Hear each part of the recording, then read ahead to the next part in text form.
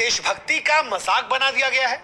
ये कैसी देशभक्ति है जो सोशल मीडिया पर तो शोर मचाती है लेकिन क्रिकेट मैच शुरू होने पर खामोश हो जाती है।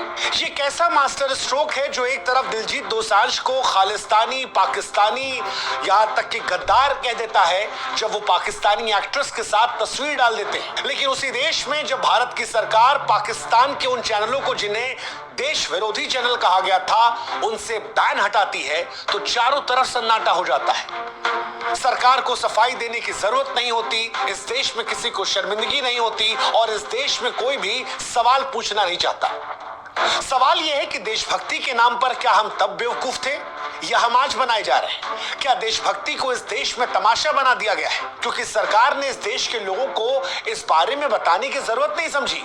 किसी मंत्रालय ने प्रेस कॉन्फ्रेंस नहीं की, कोई पत्रकार सवाल नहीं पूछा, किसी ने यह सवाल नहीं पूछा कि अगर बैन लगाने की हिम्मत थी तो कायम रखने की हिम्मत क्यों नहीं? और वो जो कहा गया था सीजफायर के वक्त कि ऑपरेशन सिंदूर जारी है, क्या वो खत्म हो गया? क्या पाकिस्तान अब हमारा दुश्मन नहीं वापस से दोस्त बन गया? क्या क्रिकेट का बिजनेस और कूटनीति देशभक्ति से ऊपर चली गई?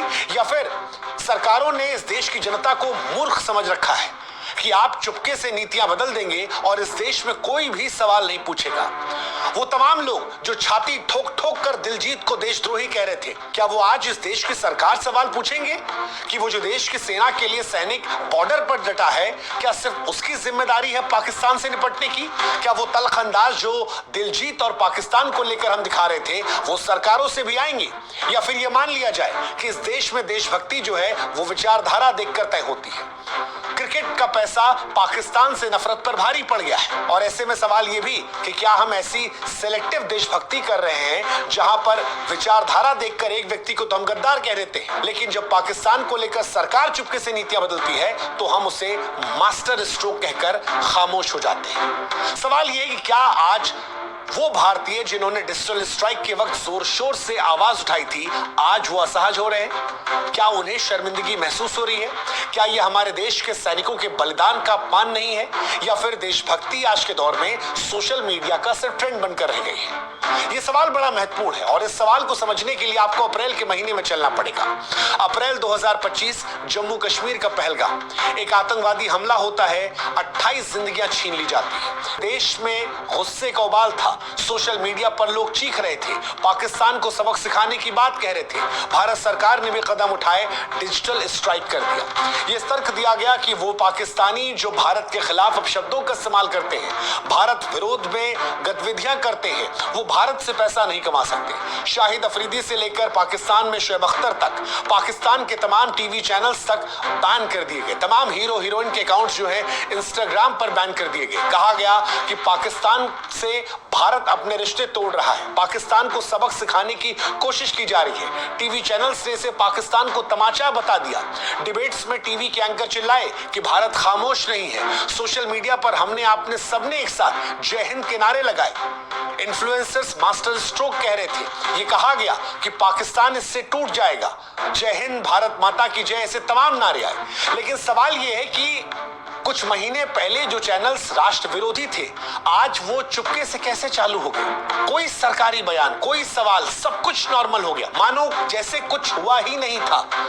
सवाल ये कि अगर कल तक वो चैनल भारत के विरोधी थे तो आज वो निर्दोष कैसे हैं? और अगर निर्दोष थे तो उन पर बैन लगाने का मकसद क्या था? क्या जो नारे हम और आप तब लगा रहे थे वो बेवकूफी के तयाश थे? क्या जनता के गुस्से को भुनाने का तब वो स्टंट था या क्रिकेट की पिच पर जमीन तैयार करने के लिए एक नया स्टंट अब ये रखा गया? राष्ट्रवाद की भावना का भी इस्तेमाल कर लिया गया। सवाल यह कि जवाबदेही कौन देगा? बैन लगाना कोई छोटा मोटा फैसला नहीं था, यह देश का एक नीतिगत कदम था, एक बड़ा कदम था जो खुफिया जानकारी, सबूत और रणनीति के आधार पर हुआ होगा, ऐसा इस देश ने माना था। अप्रैल में सरकार ने दावा किया था कि ये चैनल और अकाउंट्स भारत की सुरक्षा के लिए खतरा थे। फिर सवाल यह है कि 2 महीने में क्या बदल गया? क्या कोई बाहरी दबाव आया या फिर सिर्फ और सिर्फ जनता को बेवकूफ बनाने का खेल था? फिलहाल सरकार की खामोशी परेशान हैरान करने वाली है। जैसा कि हमने पहले कहा कि वो तमाम लोग जो पाकिस्तान को लेकर आवाज उठा रहे थे, आज वो शर्मसार हो रहे हैं। लेकिन इससे आगे बढ़कर हमें ऐसा लगता है कि सरकार का ये कदम उन सैनिकों, उन नागरिकों के बलिदान का अपमान है जो आतंकवाद के खिलाफ लड़ रहे थे। पहलगाम में मारा गया वो बच्चा जो अपने पिता के साथ वहां पर गया था, वो मां जिसने अपने बेटे को खोया था, आज उनके मन में ये सवाल होगा कि क्या ये सही है? वो जो पाकिस्तान को तमाचा लगाने की हेडलाइंस थी, जो टीआरपी बनाए, वो सब खत्म हो गया। आज कोई ये सवाल नहीं पूछ रहा कि जिन्होंने कुर्बानियां दी थी, क्या उनकी कुर्बानियों के साथ ये अपमान नहीं है? और आज वो लोग जिन्होंने अपनों को खोया होगा, जब वापस पाकिस्तान की तरफ बढ़ते ये कदम वो देख रहे होंगे, तो क्या उनके मन में ये सवाल नहीं होगा? और क्या उनकी चुप्पी को हम दरकिनार पैसों की खनक के आगे नहीं कर रहे? देशभक्ति कोई सोशल मीडिया की रील नहीं है जो आज वायरल हो जाए और कल हम और आप भूल जाए। ये सैनिकों का खून, नागरिकों का दर्द और सरकार की ईमानदारी से बनती है। लेकिन अगर इसे वोट, टीआरपी और लाइक्स का हथियार या पैसे कमाने का जरिया बना लिया जाएगा, तो फिर ये सिर्फ अपमान नहीं है, बल्कि ये खतरनाक है। आज कई सवाल हैं जो हम जाते जाते छोड़ जाते हैं। सवाल सरकार से कि अगर सरकार की बैन लगाने की हिम्मत थी, अगर ये चैनल राष्ट्र विरोधी थे, तो फिर उस बैन को कायम करने की हिम्मत क्यों नहीं दिखाई जा रही? क्या क्रिकेट का पैसा देशभक्ति से बड़ा है?